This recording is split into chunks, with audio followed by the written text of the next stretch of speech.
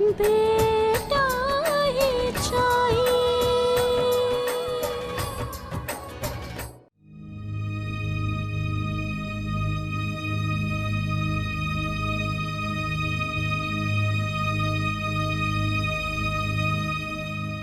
जो कुछ भी हुआ वो एक संयोग था और हमें भी इस बात का बहुत दुख है। और इसमें हमारा दोष क्या है?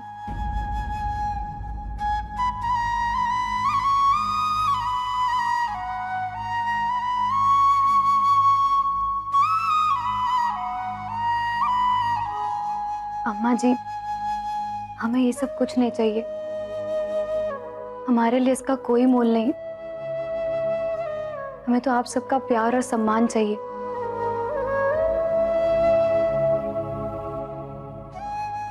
ये हार नहीं, हमारे लिए आपका प्यार और आशीर्वाद है, कोई गहना नहीं है।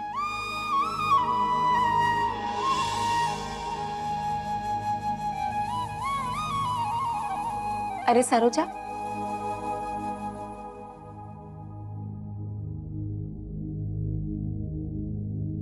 दीदी, ये तुम्हारी आंखें काहे लाल हो रही? तुम रोई हो का? नहीं दीदी, वो रो नहीं रहे थे। हमारी आंख में ना कुछ पड़ गया था, कुछ किरकिरा रही थी, इसीलिए बस लाल हो गई। अब हमसे छुपाने की कोशिश मत करो, साफ साफ बताओ कि तुम रोई थी कि नहीं। नहीं नहीं दीदी, वो हमारी आंख में सच में कुछ चला गया था, इसीलिए लाल हो गई है। हम रो नहीं रहे थे। अच्छा ठीक है।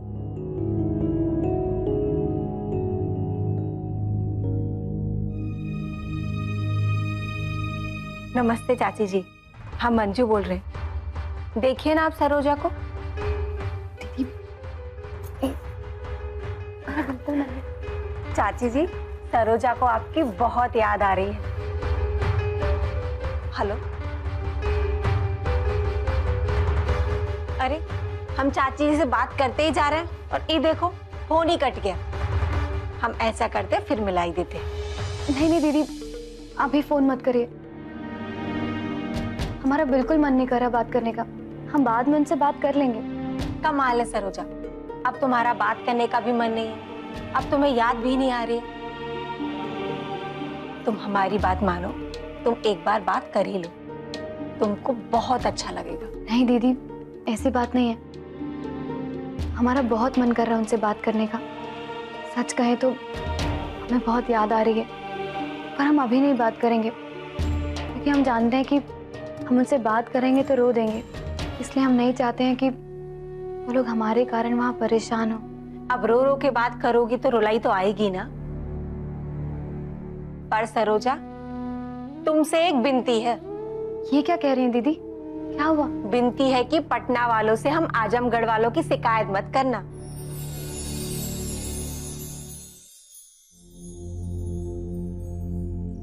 क्या करें माँ, फोन लगातार बिजी आ रहा है। हम कब से ट्राई कर रहे हैं। The number you have dialed is out of coverage. माँ अभी फोन लग ही नहीं रहा है। हम थोड़ी देर बाद फिर से ट्राई करेंगे, ठीक है ना माँ? ठीक है बेटा, थोड़ी देर में कोशिश कर लेना।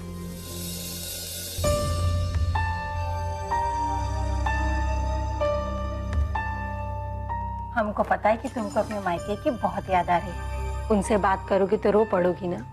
हे भगवान, कहीं कहीं दीदी ने हमें रोते हुए तो नहीं देख लिया? अब तुम कुछ बोलोगी नहीं, मन ही मन में सोचती रहोगी तो हमको पता नहीं चलेगा का कि ये उदासी माधव भैया के पास ना होने की है। हम तुम्हारी जेठानी है, तुम्हारे मन के और तुम्हारे चेहरे के भाव पढ़ सकते हैं।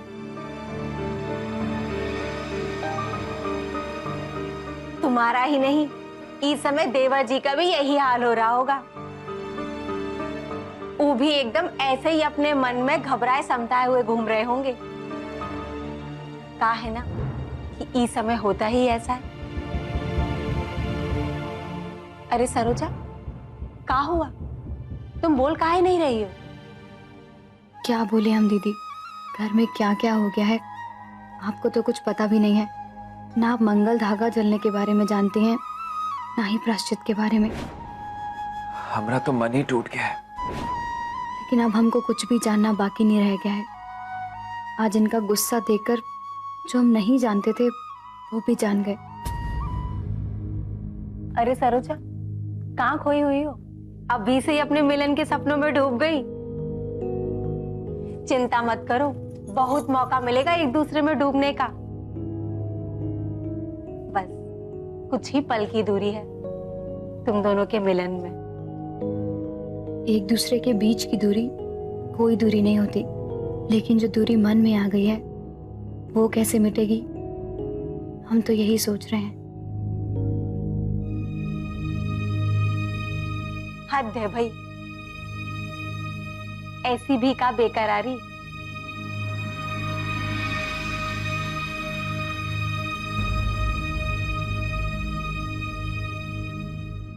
देखो माधव, सब कुछ बहुत ध्यान से करेगा होई, हर हाल में तुमका खुश रहेगा होई। भीतर से तुम्हारा मन चाहे कैसा ही काहे ना, लेकिन बाहर से एकदम खुश। समझ रहे हो ना?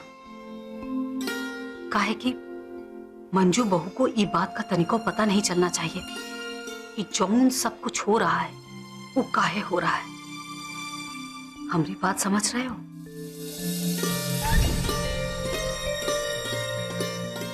और माधव के साथ साथ तुम सब भी, मंजू बहू को ये बात का तनिको पता नहीं, ये बात का खास ख्याल रखना। काहे कि जौन कुछ भी हम कह रहे हैं वो सिर्फ माधव की वजह से नहीं, तुम सब लोगन के लिए कह रहे हैं हम। मंजू बहू को ये बात का पता नहीं चलना चाहिए माधव और सरोजा ये जौन व्रत कर रहे हैं ये कोनो प्रायश्चित के चलते नहीं, बल्कि पंडित जी के कहे पर कर रहे हैं। काहे कि सालों साल बाद ऐसा शुभ मुहूर्त आया है जेमा अगर कोनो नया जोड़ा इस तरीके का व्रत उपवास करता है तो उन लोगों के जीवन में बहुत खुशियां आती हैं। समझे तुम लोग? मंजू बहू को ये बात का तनिको पता नहीं चलना चाहिए। माई, तुम तो बहुत ही समझदार और इस घर में सबसे बड़ बुजुर्ग भी हो। जीजी अभी जौन बात भी बोली है वो तो तुम ध्यान से सुनी होगी और समझ भी गई होगी। और आगे हम जो भी कहने जा रहे हैं, करने जा रहे हैं, वो भी तुम समझ गई होंगी, ठीक है ना? राधे श्याम सीताराम। का जमाना आ गया, अब अंडा सिखावे बच्चा के। हाँ, हम सबको जानते, अरे बच्चा है का? हाँ, हम जानते हैं कि तुम बच्चे नहीं हो। बाकी वो का है ना, बुढ़ापे में लोग बच्चा बन जाते हैं, इसीलिए यही सोच के हम तुमको बता रहे हैं। अरे कलावती, माता जी को भला समझाए का जरूरत है? वो तो सब समझती है ना कि जौन कुछ भी हम कह रहे हैं ये हम इन बच्चन के लिए कह रहे हैं। समझ रहे हो तुम लोग हम का कह रहे हैं? और प्रायश्चित का जौन विधि विधान माधव और सरोजा करेंगे उसके बारे में हमें मंजू बहू को ये बताना है कि वो सब करे से माधव और सरोजा बहू को पुरखों का आशीर्वाद मिलेगा। अम्मा, आप प्लीज परेशान मत हो। अम्मा, अगर आप ऐसी परेशान रही ना तो आपकी तबीयत खराब हो जाएगी और वो हम नहीं होने देंगे।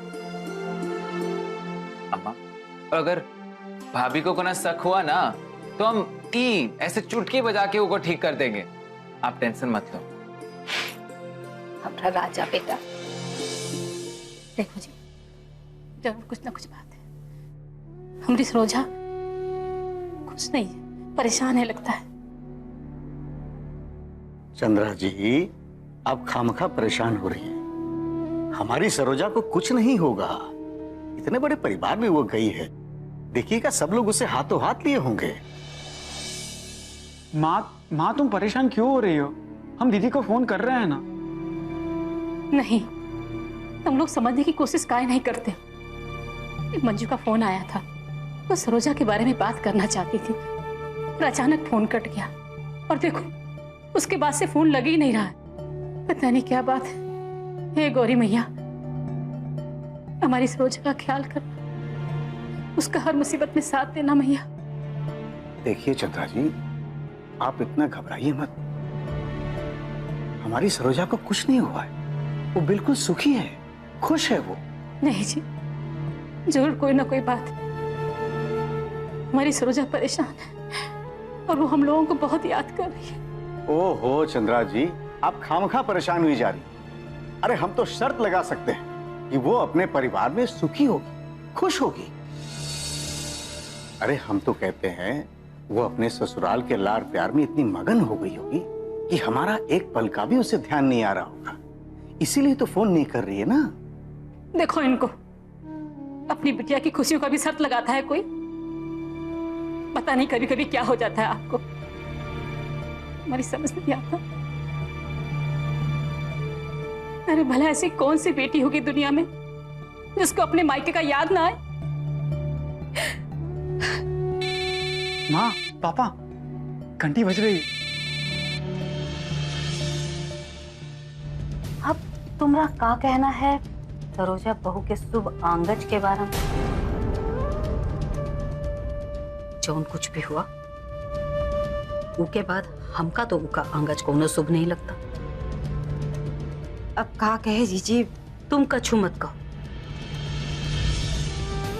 लेकिन हम जान गए हैं हमका का करना है।